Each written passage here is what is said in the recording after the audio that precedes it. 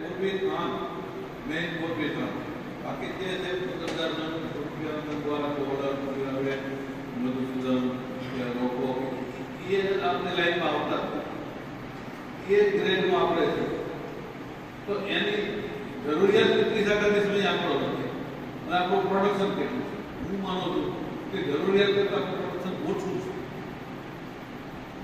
છે હજી આમાં બીજા નવા કારખાના નાખવાના પ્રોત્સાહન બહુ ન થઈ શકે ઝડપથી પણ જે જરૂરિયાત છે આખા દેશમાં એના કરતાં પ્રોડક્શન ઓછું છે ખાલી આપણે આપણી ક્વોલિટી પ્રમાણે આપણા ભાવ રાખી આપણા એક એક દેશના એક એક છેડા સુધી આપણો માલ પહોંચવો છે એ નથી આપણે જગ્યાએ બધાએ ડીલરશીપ હોવું જોઈએ એક એક મોટા ગામમાં આપણે 10-10 દુકાનોમાં આપણો માલ વેચાતો હોવો જોઈએ એ માર્કેટિંગ નથી બ્રાન્ડ નથી આપણું 500 રૂપિયાનું હોય એને બ્રાન્ડ મારી દો બધા એટલે 10,000નો થાય મોટી બ્રાન્ડમાં 15,000નો થાય એ નથી એટલે બ્રાન્ડિંગ નથી માર્કેટિંગ નથી પણ એના માટે જે આપણે ટ્રેક વાળો માલ નાખીશું એટલે અમે સંજયભાઈ આના વિશે બહુ સ્ટડી કર્યો છે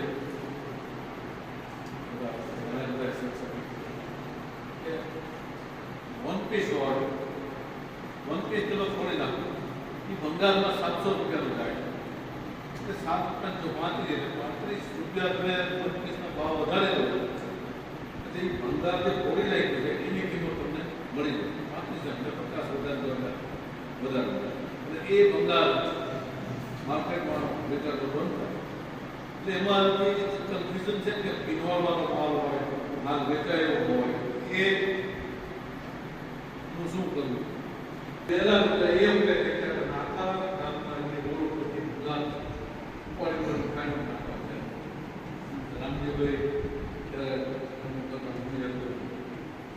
2 લાખ રૂપિયા હેક્ટર ગુલાબના પૂરી નામ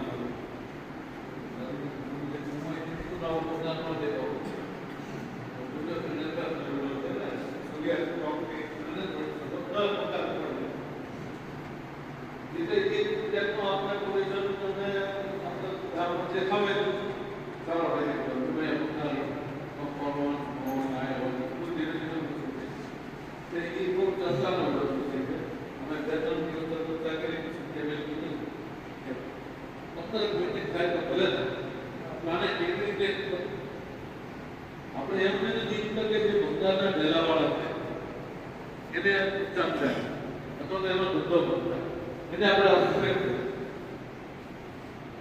કે ભાઈ તમે હવે એક બ્રાન્ડ એક પાકીમાં નહીં સારો માલ છે તમે મનને જ વ્યક્ત રીતે એવું નથી કે બધું માર્કેટ ટાંકી કરી હોય અહીંયા શું કેમ કરે અને આપણો માલ લે કસ્ટમર તો દે કેવો પ્રોગ્રેસ એટલે એની ઘણી મીટિંગો થતી અને ખાસ ગેસની બાબતમાં અને રૂલ્સ એન્ડ રેગ્યુલેશન આજે નક્કી તો 2 કરોડ ને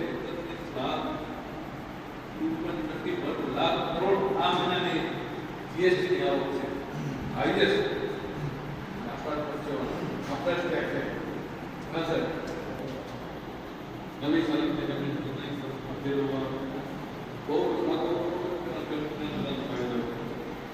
ભાડા પટને આપણે ગેસમાં 6% આપતા છે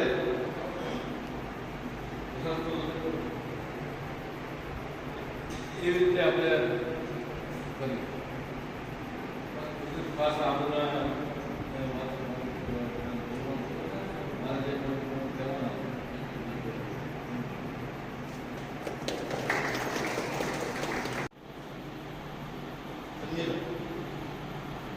जितना તમે ઉદ્યોગપતિ ઉપસ્થિત છો નાજી કાકા આવી જાય સુરેશ કાકા આવી જાય સંજયભાઈ આવી જાય કાળુભાઈ આવી જાય એક માત્ર વ્યક્તિ મને એવા દેખાય છે જેમને આજીવન બાળપણથી પોતે ઉદ્યોગપતિ જ છે એવું બિરુદ એમને પ્રાપ્ત છે અથવા તો એમના વડીલ સ્થાપિત હતા. કોઈ સંદર્ભ નથી, પણ કહેવાનું તાત્પર્ય એ છે કે આપ બધા આપ બળે સ્વ બળે મહેનતથી ઉદ્યોગપતિ થયેલ વ્યક્તિઓ મને યાદ છે સંજયભાઈ બદ્રકિયાનો ખાનગઢ ગામનો પ્રવેશ. સંજયભાઈ બદ્રકિયા ખાનમાં આવ્યા ત્યારે ઉદ્યોગપતિ હતા. સુરેશ કાકા મને ઘણી વખત એમના સંઘર્ષની વાત કરે. કાકા અમે એમની ઓફિસમાં બેઠા ત્યારે કાકા ઘણી વખત એમના સંઘર્ષની વાતો કરી છે કે શરૂઆતમાં જ્યારે જસુદાદા હતા કેટલા મોટા ભાઈ બાપડી હતા કે સ્વર્ગસ્થ એ લોકોનો જે સંઘર્ષ છે એ સમય કાકાએ પોતે પણ જે સંઘર્ષ કર્યો. તો મારી કહેવાની વાત એ છે કે આ બધા કંઈક એક સંઘર્ષ થકી આગળ આવીને આજે સમાજમાં પ્રસ્થાપિત થયા છે. ત્યારે અને મારે જે સંદર્ભે બોલવાનું છે એ સંદર્ભ હવે હું ભેગો કે શૂન્યમાંથી એક થતા વારસી, શૂન્યમાંથી એક થતા વારસી ને શૂન્યમાં સઘળું સમાતા વારસી. શૂન્યમાંથી એક થતા વારસી ને શૂન્યમાં સઘળું સમાતા વારસી. શૂન્યમાંથી એક થઈ શકે આ બધા સંગઠિત ઉદ્યોગપતિ ની કક્ષા સુધી પહોંચ્યા છે. આપણો સંઘર્ષ છે શૂન્યમાંથી એક થવા તરફનો સંઘર્ષ છે. પણ શૂન્યમાં સઘળું સમાતા વારસી. આગળ ગામમાં ઉદ્યોગપતિઓ જોયા કે જે લોકો ડાઉનફોલ પણ જોયો અને પ્રકૃતિથી લઈને પુરુષ સુધી દરેકમાં એ સમ્ય છે. આપણે બે કલાક બેસી જોઈએ કે જાત રીતે વધે એ પ્રકૃતિ. તો પ્રકૃતિની સાથે રહીએ, પ્રકૃતિના ચડાવ ઉતારને સમ્યક રીતે માણીએ. અને કાર્બનની વાતો મારે કાકાના સાથે જ્યારે ચર્ચા થઈ ત્યારે વાત થાય ખાસ કરી કે જેટલું કાર્બનનું ઉત્સર્જન થાય છે માત્ર એવું નથી કે ફેક્ટરીઓ કાર્બનનું ઉત્સર્જન કરે છે. આપણે તમે ને હું બધા એમાં સામેલ છીએ. આપણે અહીંયા કેટલા વાહન લઈને આવ્યા છે, આ વાહનમાંથી શું આવવાનું એટલે કે એની છત્રછાયામાં આપણો પરિવાર ઠીક છે પણ પશુ ઠીક છે અને બધાનો નિર્વાહ પણ થતો હોય છે, ખોરાક પણ મળતો હોય છે. તો આવો એક સુંદર મજાનો સારો એવો વિચાર સાથે આપણને થાનગઢમાં આ એક સુંદર મજાનો અવસર મળ્યો કહી શકાય કે સદભાવના ટ્રસ્ટ તરફથી આપણને 3000 રૂપિયા એક નક્કી કરેલા. પરંતુ જો થાનગઢમાં આપણે રક્ષાંતિ જો ચાલીએ તો આપણને એક રૂપથી ફક્ત 1000 રૂપિયા જ આપણે ચૂકવવાના છે. તો આ ખાસ આપણા માટે સારું છે કે પ્રત્યેક વ્યક્તિ કે આપણા પૂર્વજો કે જે કોઈ યાદમાં આપણે વૃક્ષારોપણ કરીએ તો યાદ આવે કે એક નહીં પણ 21 વૃક્ષો પણ આપણે વાવી શકીએ અને આપણા પરિવારની કાયમી આજની યાદગીરી કરી શકીએ. સવિશેષ વાત કરું તો થાનગઢની અંદર આપણે મહાજન પાંજરાપોળ સેવાની આપણને ખાસ સવિશેષ માહિતી છે. પણ એ ઉપરાંત થાનગઢની અંદર લગભગ આપણા 82 જેટલા લોકો સેવા માટે કાર્યરત છે કે જેમાં અમે જે લોકો સંકળાયેલા છે એમાં સીતારામ ગૌશાળા સેવા ટ્રસ્ટ જે અંધ અપંગ લંગડી ગાયોની સેવા થાય છે. એ ઉપરાંત આપણી સંસ્કૃતિની પરંપરાઓ જે ગામડામાં હચાલો છે તો પક્ષીઓના ચણ માટે પ્રભાત ફેરી કાઢવામાં આવે છે. તો એ પ્રભાત ફેરી પણ આજની તારીખમાં અમારે મહિનામાં 4 વખત અમાસ 11 અને પૂનમના દિવસે વહેલી સવારે વાજિંત્ર સાથે કાઢવામાં આવે છે. તો આ પ્રવૃત્તિ પણ ચાલુ છે. બીજા નંબરનું કે કીડીને કણને હાથીને પણ એટલે કે કર્મનો સિદ્ધાંત સેવા જેવો એ આપણો છેલ્લા 1.5 વર્ષથી ચાલે છે કે જેમાં દર 1100 જેટલા નાળિયેર જેમાં કીડીયારો ભરીને આપણા થાનગઢના ભીડ વિસ્તારમાં મૂકવામાં આવી રહ્યા છે. તો આ પ્રવૃત્તિ છે એને ગયા વર્ષે આપણે લક્ષાંક સાથે કામ કર્યું હતું કે જેમાં આપણા થાનગઢના 82 જેટલા સેવાકીય ગ્રુપો સાથ સહકારથી 21000 નાળિયેર જે આપણે ગિનિસ બુકમાં નોંધાવી શકીએ એવો આપણે રેકોર્ડ બનાવવા માટે પ્રયત્નો કર્યા.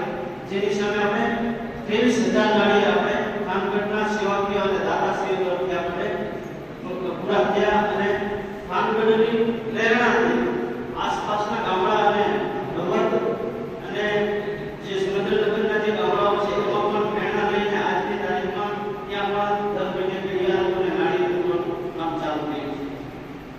બીજું છે કે આપણે એક સ્વયં સેવા ગ્રુપ ચાલે છે ધાંગધ્રામાં કે જેમાં જરૂરિયાતમંદ લોકોના ઘરે રૂબરૂ જઈ અને તપાસ કરીને પછી એમના ઘરે કાચું સીધું દર મહિને આજની તારીખમાં 35 જેટલા પરિવારના ઘરે આપણે પહોંચાડીએ છીએ. પદયાત્રીઓ ચાલીને આવતા હોય છે તો એમની રહેવાની વ્યવસ્થા જેમ આપણે દુર્ગાસન કરતા હોય ત્યાં પણ હોય છે એવી રીતે ખોડિયાર મોટી ખોડિયાર છે ત્યાં દરેક કે જે લોકો ચાલી નીકળે છે એમને પણ ત્યાં રહેવાની અને જમવાની વ્યવસ્થા પૂરી પાડવામાં આવે છે. એ ઉપરાંત આપણે દુઃખની મેળવીમાં જે રૂપાવટી ચોકડી પર છે જે દર મહિને 5 થી 7,000 માણસોનો મહાપ્રસાદનું આયોજન દર મહિને થતું હોય છે. તો આવી ઘણી બધી સેવાકીય પ્રવૃત્તિઓ છે અને એક વિશેષ એટલો જ હું આપણા ગઈકાલે રાત્રે વિચાર કર્યો હતો કે આપણા ઘર દીઠ જે તે પ્રસંગને અનુરૂપ હોય છે એમાં ઘણો બધો બગાડ થતો હોય છે. તો એ બગાડ જે છે એને પણ લઈ અને એકત્ર કરી અને જો ગૌશાળાઓમાં કે જરૂરિયાતમંદ લોકોને પહોંચાડવામાં આવે તો એક ખોરાકનો સદુપયોગ થાય અને સારી પ્રવૃત્તિ પણ થાય અને દેશમાંથી દેશ આપણે કરી શકીએ. તો આવી ઘણી બધી સેવાકીય પ્રવૃત્તિઓ સાથે અમારો ગ્રુપ અને અમારી ટીમ અને ધાંગધ્રાના લગભગ દાતાશ્રીઓ અને સેવાકીય ગ્રુપોનો સાથ સહકાર અને સહયોગ મળે છે. મારા ઉદ્દેશ્ય શરૂઆત કરતા પહેલા સૌપ્રથમ મારા માતા પિતા અને મોટા ભાઈઓને મદદ કરું, મારા ગુરુ શ્રી જયંતભાઈ મકવાણીને મદદ કરું છું અને આપણા પાંચસા સંગઠન એસોસિએશન ગુજરાત ટ્રસ્ટના હોદ્દેદાર સુભાષભાઈ ઢોલપુરા અને દરેક બીજા બધા હોદ્દેદારોને આજના સેમિનારમાં હાર્દિક સ્વાગત કરું છું. અને આ બધા ઉદ્યોગપતિઓ શ્રોતાઓ જે કંઈ છે અને સદભાવના ટ્રસ્ટના જે કંઈ મેમ્બરો છે એ બધાનું પણ આજની સેમિનારમાં હાર્દિક સ્વાગત કરું છું. જનરલી આપણે આજે જો જે ટોપિક છે બજેટ 2025માં જે કંઈ ઇન્કમ ટેક્સ કાયદામાં અને જીએસટી કાયદામાં ફેરફારો છે એની લીધી માહિતી આપણે લઈશું અને અમુક એવા મુદ્દાઓની ચર્ચા કરીશું જેનો ખ્યાલ એક ઉદ્યોગપતિ એક વેપારી મિત્રને હોવો જોઈએ કે હોય તો આપણે પેનલ્ટી કે વ્યાજથી બચી શકાય એવા મુદ્દાઓની ચર્ચા આપણે કરવાની છે આજે. તો એમાં આપણે સૌપ્રથમ જોઈએ તો કે ભાઈ ઇન્કમ ટેક્સ ફરજિયાત ક્યારે ફાઇલ કરવું પડે. જે ફરજિયાત ઇન્કમ ટેક્સ રેકર્ડની વાત કરી તો કોઈ ઇન્ડિવિજ્યુઅલ એચયુએફ વ્યક્તિ હોય તો એને 2.5 લાખથી વધારેની આવક થતી હોય તો એને ઇન્કમ ટેક્સ રિટર્ન ફરજિયાત ફાઇલ કરવું પડે. આપણે જોઈએ તો કે કરંટ એકાઉન્ટમાં આપણે 1 કરોડથી વધારે ડિપોઝિટ કર્યા હોય તો પછી ભલે નફો 2.5 લાખથી ઓછો હોય છતાં પણ એને ઇન્કમ ટેક્સ રિટર્ન ફાઇલ કરવું પડે. પછી કોઈ બિઝનેસ કરતા હોય કે ધંધો કરતા હોય એનું ટોટલ વેચાણ ગ્રોસ રિસીટ 60 લાખથી વધારે હોય તો પણ આપણે ઇન્કમ ટેક્સ રિટર્ન ફાઇલ કરવું પડે. પછી ભલે નફો ઓછો છે તો ન ચાલે, એટલું રિસીટ હોય તો કરવું પડે. કોઈ પ્રોફેશનલ હોય કે પ્રોફેશનલ કરતા હોય સીએ, ડોક્ટર, વકીલ જે પ્રોફેશનલની કેટેગરીમાં એ લોકોનું 10 લાખથી વધારેની રિસીટ હોય તો એમને ઇન્કમ ટેક્સ રિટર્ન ફરજિયાત ફાઇલ કરવું પડે. અને કોઈ સેવિંગ ખાતાની અંદર 50 લાખથી વધારેનો કોઈ ડિપોઝિટ કર્યું હોય તો એમને ઇન્કમ ટેક્સ રિટર્ન ફરજિયાત ફાઇલ કરવું પડે. અને ટીડીએસ ને ટીસીએસ જો આપણું 25,000થી વધારે કોઈ આપ્યો હોય તો પણ એમને ઇન્કમ ટેક્સ રિટર્ન ફરજિયાત ફાઇલ કરવું પડે. પછી આ અપડેટેડ રિટર્નની એક સુવિધા છે એમાં બજેટ 2025માં એક ફેરફાર કરવામાં આવ્યો છે. અપડેટેડ રિટર્નમાં નાણાકીય વર્ષ 24-25 સુધી એવું હતું કે અસેસમેન્ટ યર પૂરું થાય ત્યારથી 24 મહિના સુધીમાં એ અપડેટેડ રિટર્ન ફાઇલ કરવાનું હોય. હવે બજેટ 2025માં એવી જાહેરાત કરેલી છે કે અપડેટેડ રિટર્ન નાણાં અસેસમેન્ટ યર પૂરું થાય ત્યાર પછીથી 48 મહિનામાં ફાઇલ કરી શકાય. એટલે એની અંદર આપણને બજેટ 2024માં થવાના ફેરફારો છે એની પણ આપણે ચર્ચા કરીએ છીએ. તો જ્યારે લોંગ ટર્મ કેપિટલ ગેઇન હોય કે જે લાંબા ગાળાની રાખેલી મિલકતો હોય કે ભાઈ આપણે listed share, mutual fund, securities એવી કોઈ મિલકત હોય તો એ 12 મહિનાથી વધારે સમય માટે આપણે હોલ્ડ કરી હોય તો એને લોંગ ટર્મ કેપિટલ એસેટ્સ કહેવાય. અને વેચવામાંથી જે કે નફો થાય એને લોંગ ટર્મ કેપિટલ ગેઇન કહેવાય. પછી અનલિસ્ટેડ શેર અને સ્થાવર મિલકત જે કે જમીન, મકાન, દુકાન એવી કોઈ વસ્તુ હોય એવી કોઈ એસેટ્સ હોય એને આપણે 24 મહિનાથી વધારે સમય માટે હોલ્ડ કરી હોય તો એવી મિલકત જો આપણે વેચી અને એમાંથી જે નફો થાય એને લોંગ ટર્મ કેપિટલ ગેઇન કહેવાય. ખાસ તો એમાં આપણે કેલ્ક્યુલેશન કર્યું અને એ લગભગ ત્રિવેદી કરીને આપણે આપી દઈશું જે બધાના બ્રોડકાસ્ટ લિસ્ટમાં દરેક વ્યક્તિને મળી જશે. આપણે 5 પ્રકારના બેઝ છે કે આપણી ફેક્ટરીની અંદર 5% ભંગાર નીકળે તો આપણે તોડી નાખી તો કઈ આઈટમ ઉપર કેટલા રૂપિયા ચડાવી તો એનો જે ખર્ચ આપણને માથે ન પડે. એ માટે અમે કાળુભાઈ વાત કરી હતી એટલે એમને પટેલ સિરામિક એસોસિએશન બધા યુનિટ આ વાતમાં સાથે એગ્રી છે. પ્રજાપતિની અમારી 2 દિવસ પહેલાની મીટિંગ હતી, અમે એમાં પણ ખરાબ કર્યો છે. અમારી પણ બધી ફેક્ટરી એમાં એગ્રી છે અને મુકેશભાઈ હરકા સિરામિક એમને પણ સત્વર સમર્થન બધા જ ફેક્ટરી સાથે આ બાબતે વિશેષ ચર્ચા થઈ ગઈ છે તો એ પણ તૈયાર છે. પણ ખાસ સુરેશ કાકા આ માટે આપણે કીધું 10-15 મીટિંગ કરવી પડશે તો આપણે 10-15 બધા જ એરિયામાંથી બબે વ્યક્તિઓ લઈને ટીમ બનાવી અને દરેક ફેક્ટરીએ મળે અને એમના પ્રતિભાવ જાણે એમને શું તકલીફ છે. ખાસ તો અમારે એવું કહેવું છે કે 2,25,000 મણ જે દર મહિને માર્કેટમાં ભંગાર જાય છે એના હિસાબે આપણો ફર્સ્ટ સેકન્ડનો માલ જાતો નથી અને દર મહિને એટલે એવરેજ 10 મહિના દરેક ફેક્ટરી ચાલતી હોય એટલે 25 લાખ એવરેજ ડન માર્કેટમાં ખરાબ થાય છે એટલે આપણે સારો ભાવ પડ્યો છે. તો એ આપણે 2 વર્ષ આના માટે ફોકસ કરશું તો કે જે ગ્રાઉન્ડની અંદર 50 લાખ ટન પડ્યા છે 2 વર્ષ પછી જીરો હશે અને જે આપણે ભાવ નથી વધારી શકતા એ આપણી નબળાઈ છે. તો ભંગાર બંધ કરી તો અને સારો માલ આપણી પાસે લઈએ તો ઓટોમેટિક ભાવ વધશે. આવું અમારું કારણ છે અને 15-20 જે આપણે સિરામિકમાં મળ્યા છે એ બધાનું કારણ છે. તો એના માટે આપનું કોઈ ખાસ સજેશન હોય તો એ જણાવો અને આ અમલમાં કરવા માટે બધા તૈયાર જ છે તો શું કરવું જોઈએ અને આપણે કઈ પ્રતિભાવ હોય તો જણાવો.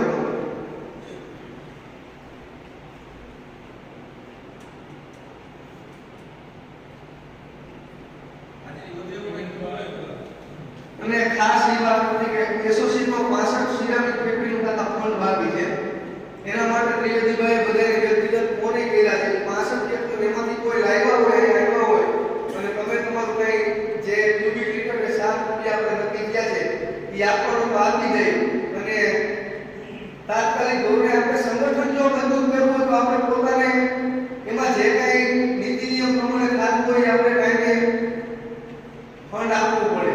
નકર આ એસોસિએશન હર ખાડે જાતું હોય છે. 7 રૂપિયા પર ક્યુબિક તમે 1000 વાપરો તો 7000. હવે આ તો સામાન્ય 7 રૂપિયા કે સામાન્ય વસ્તુ છે. જે કોઈ વાત હોય એ તાત્કાલિક ધોરણે ત્રિવેદીભાઈને અથવા હું અને કાળુભાઈ અમને કાલે લિસ્ટ આપવાના છે તો અમે ફોન કરશું અને કોઈ માણસ આવી પણ લઈ જશે. તમારી પાસે કોઈ માણસ હોવા કે એવી વ્યવસ્થા ન હોય પછી આવતી મીટિંગ થી અહીંયા બોર્ડ મારવામાં આવશે ફરજિયાત જેને બાકી છે એનું ફરજિયાત બોર્ડ મારવામાં આવશે.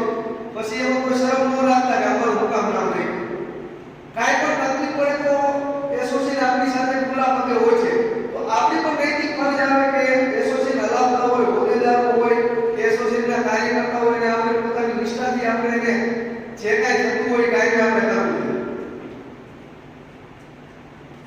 તો આના માટે આપણે ભંગાર પૂરો માટે કાઢવું હોય એ બાબત આપનું શું મંતવ્ય છે અને શું આપણે કરવું જોઈએ? પણ તૈયાર પણ આપણે હાજર તમે કહી દીધું તૈયાર પણ આપણે કારખાનાની ટ્રેનનું આયોજન કરી દાદા જો બધા રેડી હોય ને તો આ પાડો પછી છે ને થાય છે એવું કે આ બોલી જે છે બંગાળનો માલ હોય અને એ રિજેક્ટ કરી દે છે. જો તમે નીતિમત્તાથી કરવા માંગતા હોય તો જ કરજો નહીં તો એમાં પછી જે 10 જણાને પકડાઈ દીધું કે આમ નથી કરતો તો મહિને 6 લાખનો માલ થાય છે એટલે એને નુકસાન થાય બોલાવો લાભ થાય. આવ તો બધાને કડક નિયમ સાથે કામ કરજો દંડ સાથે કામ કરજો અને એના છે ને અમુક માણસો નક્કી કરી અને અવારનવાર ચેક કરતા કે પકડાય માલ તો એને પેનલ્ટી દંડ થવો અને આવી રીતે કરવાનું હોય તો જ અમે એમાં સાથે છીએ નહીંતર અમે સાથે નથી.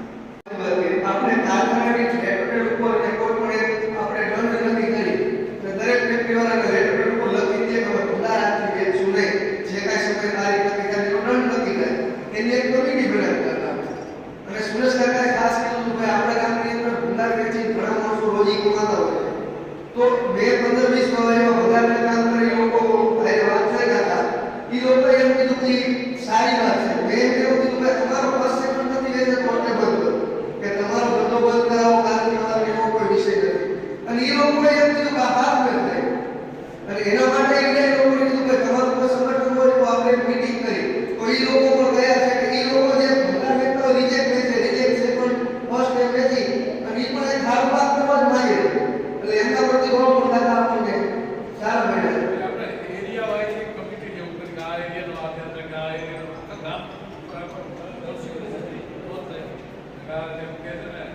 કે 25 જણા નહીં આવે તો નહીં આપો.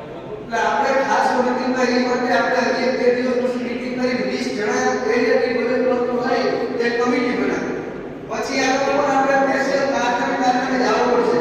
આમાં હું એમ કહીશ કે ના એવું કોણ કારખાને 20 જણાની મહેનત તો કરવી પડશે કોઈ એરિયામાં ગાડી હોય અહીંયા આપણે બબે જણાને 5-5 જણાના કારખાને જઈને સમજાવી જો આપણા ભવિષ્ય સારું કરવું હોય તો આ કરવું પડશે.